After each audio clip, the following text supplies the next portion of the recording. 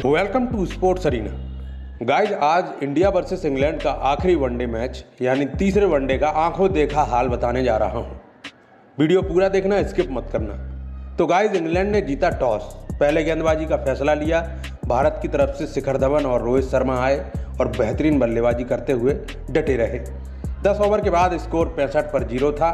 थोड़ी देर बाद धवन ने जड़ा करियर का 32वां अर्धशतक और भारत 100 रन पूरे कर चुका था।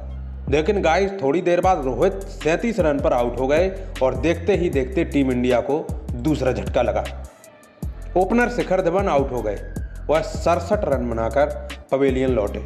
उन्हें आदिल राशिद ने अपनी ही गेंद पर कैच आउट किया।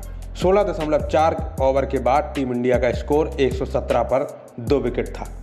धवन के आउट होने के बाद पंत क्रीज पर आए, उनके साथ कोहली दे रहे थे, लेकिन साथियों कोहली का बल्ला आज भी नहीं चल पाया। वो सस्ते में आउट हुए 7 रन बनाकर। उन्होंने मोइन अली ने बोल्ड किया। 121 के स्कोर पर तीसरा झटका 17.4 ओवर के बाद टीम इंडिया का स्कोर 121 पर 3 था।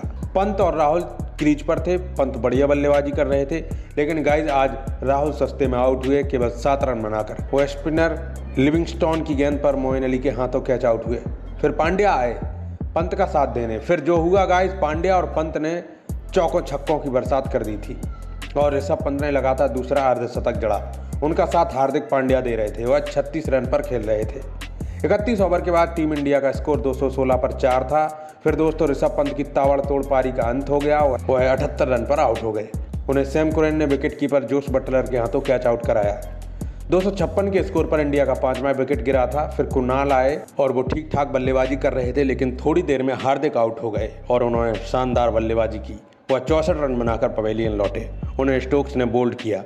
गाइस, शार्दुल ठाकुर आ चुके थे। कुणाल और शार्दुल जोड़ी थोड़ी देर डटे रहे और फिर टीम इंडिया को 7वां झटका लगा था। शार्दुल ठाकुर आउट हो गए थे। वह 30 रन बनाकर आउट हुए। उन्हें मार्क वुड ने बटलर के हाथों कैच कराया। 321 के एक स्कोर पर इंडिया का 7वां विकेट गिरा था। 46 ओवर के बाद टीम इंडिया का स्कोर 321 पर 7 था और फिर कुणाल 25 रन बनाकर पवेलियन की ओर जा पहुंचे। उन्हें मार्क वुड ने जैसन रॉय के हाथों कैच आउट कराया। 328 के स्कोर पर इंडिया को 8वां झटका लगा था। मार्क वुड ने इसके बाद प्रसिद्ध कृष्णा को भी बोल्ड कर दिया था। टीम इंडिया को ये 9वां झटका लगा था। 48 ओवर के बाद इंडिया का स्कोर 329 पर 9 था। टीम इंडिया 329 रनों पर ऑल आउट हो गई थी, क्योंकि भुवनेश्वर कुमार भी 3 रन बनाकर आउट हो गए थे। फिर दोस्तों इंग्लैंड की पारी आई और भुवनेश्वर कुमार ने पहले ओवर में शानदार वापसी की थी। उन्होंने 3 चौके खाने के बाद ओपनर जेसन रॉय को बोल्ड किया और साथियों थोड़ी देर बाद भुवनेश्वर कुमार ने इंग्लैंड को दूसरा झटका दिया था। उन्होंने जॉनी बेयरस्टो को LBW आउट किया था। बेयरस्टो 1 रन पर आउट हुए। 3 ओवर के बाद इंग्लैंड का स्कोर 28 पर 2 था। 10 ओवर के बाद इंग्लैंड का स्कोर 2 विकेट के नुकसान पर 66 रन था। बेन स्टोक्स 33 और मलान 12 रन बनाकर खेल रहे थे। फिर साथियों भारत को बड़ी सफलता मिली थी।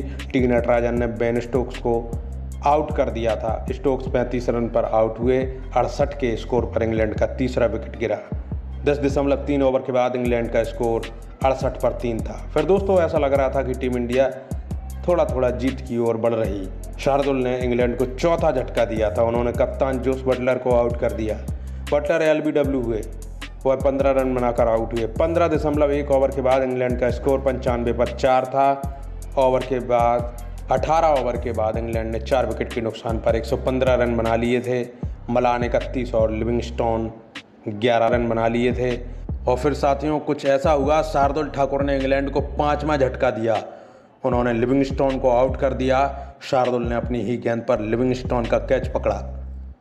थोड़ी देर में लिविंगस्टोन को 36 रन पर आउट करके उन्हें पवेलियन भेज दिया। 23.5 ओवर के बाद इंग्लैंड का स्कोर 155 पर 5 था। साथियों बल्ले से कमाल करने के बाद शार्दुल ठाकुर अब गेंद से इंग्लैंड के लिए परेशानी बढ़ा रहे थे और फिर से उन्होंने इंग्लैंड को 6ठा झटका दिया। शार्दुल ने डेविड मलान को आउट कर दिया। मलान 50 रन बनाकर आउट हुए। रोहित ने उनका कैच लिया। 25.4 ओवर के बाद इंग्लैंड का स्कोर 168 पर 6 विकेट था। और फिर दोस्तों इंग्लैंड की मुश्किलें बढ़ने लगीं और इंग्लैंड को 7वां झटका लगा। भुवनेश्वर कुमार ने मोइन अली को आउट कर दिया। मोइन अली 25 गेंदों में 29 रन बनाकर आउट हुए। 200 के स्कोर पर इंग्लैंड का 7वां विकेट गिरा। 3 ओवर के बाद इंग्लैंड का स्कोर 200 पर 7 विकेट था। 39 ओवर के बाद इंग्लैंड ने 7 विकेट के नुकसान पर 256 रन बनाए थे। कुरैन 46 और राशिद 19 रन पर खेल रहे थे। साथियों, आगे मैच बढ़ता गया। दोनों के बीच 56 रनों की साझेदारी हो चुकी थी। शार्दुल ने टीम इंडिया को फिर सफलता दिलाई थी। उन्होंने आदिल राशिद को आउट कर दिया था। कोहली ने राशिद का शानदार कैच लपका। राशिद 19 रन बनाकर आउट हुए।